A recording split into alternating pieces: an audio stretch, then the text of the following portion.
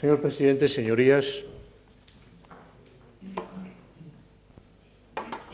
al empezar mi intervención voy a señalar una circunstancia que es casi más una reflexión personal. La demagogia, en general, se vende al mismo precio en todas las tiendas. Y nosotros podemos comprar las dosis que queramos al precio que lo compraron los demás. De manera que, cuando se trata de señalar con una raya quién se pone del lado de los poderosos o del lado de los débiles, hay que hacérselo mirar con mucho rigor y con mucha seriedad y con cierto sentido de la autocrítica.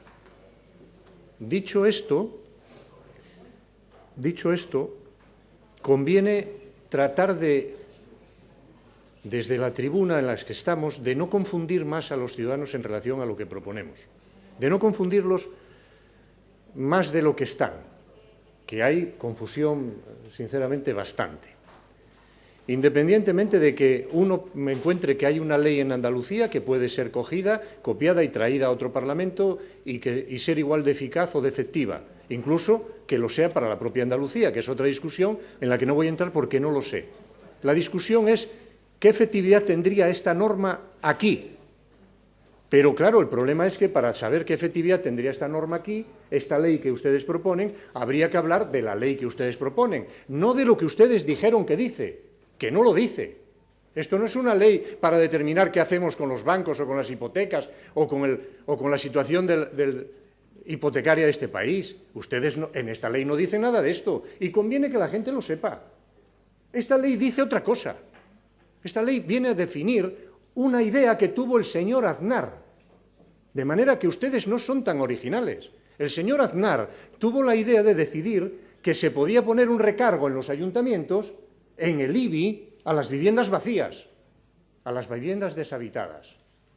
Y ustedes han dicho, bueno, pues hemos encontrado la manera de definir vivienda deshabitada, porque no lo había encontrado, nadie había encontrado o nadie había querido decidir cómo se define una vivienda deshabitada. Ni ustedes. Ni ustedes. Sean ustedes sinceros, que ustedes gestionaron esto. Ni ustedes.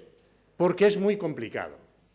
Porque es no solo complicado, sino que es posible que sea peor el remedio que la enfermedad.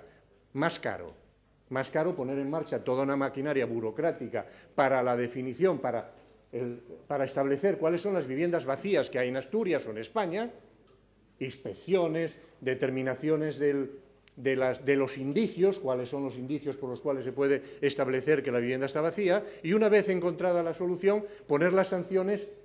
¿Las sanciones a qué? Las sanciones no. Decidir que, como están vacías, los particulares que las tienen vacías pagan un IBI más caro. Punto y final. Y el problema de la gente que no tiene vivienda, ¿cómo se resuelve con esta norma? ¿Cómo le resuelven a ustedes, a la gente que no tiene vivienda, el problema con esta norma que ustedes proponen, que, por cierto, también tiene una entrada en vigor el 1 de enero del 2014? Del 2014. Las cosas como son. Aquí no estamos dando respuestas a problemas de hoy ni de mañana, y los hay, pero necesitamos unas políticas distintas. El derecho a la vivienda, porque aquí no podemos caer en este equívoco, es un derecho imperfecto en la Constitución. Usted sabe que no es un derecho reclamable en los tribunales, sino que depende del desarrollo legislativo. Esa es una peculiaridad en el derecho. Y no, fíjese usted, no todas las constituciones han decidido llevar el derecho de la vivienda a su norma constitucional. Porque hay teóricos del derecho que consideran que es peor poner derechos de cumplimiento imposible, que dependen de la situación económica o de la ideología, porque producen frustración a los ciudadanos. Por eso no lo tiene la Constitución alemana y por eso no lo tiene la Constitución francesa.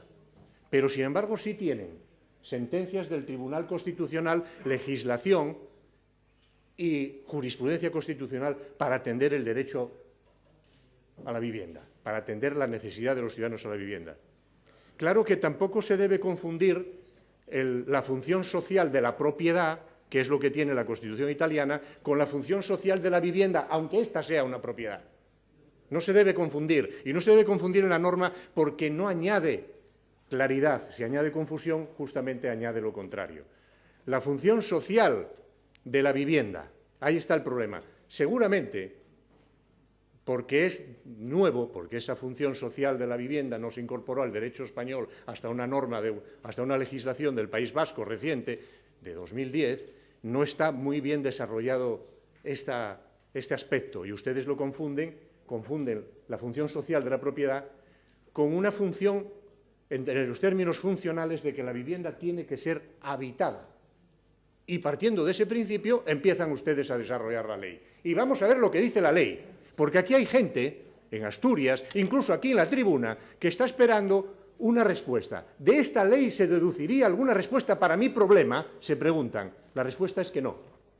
Sinceramente, la propuesta de esta ley es la siguiente. Definimos vivienda vacía, vivienda deshabitada, de una manera compleja, discutible, polémica, pero es a través de un procedimiento contradictorio, porque hay que inspeccionarla, hay que determinar que la vivienda está vacía en función de determinados consumos de gas, de agua, de electricidad, en función del correo, en función de los padrones municipales, en función de lo que digan otros vecinos de aquella gente que no los ve por allí, y todo esto exige una labor de inspección y poner en marcha una enorme burocracia. Una enorme burocracia. Una vez definida la vivienda vacía, ¿qué ocurre? Mire, si es de particulares, les ofrecemos medidas de fomento y les proponemos la posibilidad de intermediar en el mercado de alquiler, pero no les decimos a qué precio lo tienen que hacer, porque es un mercado libre.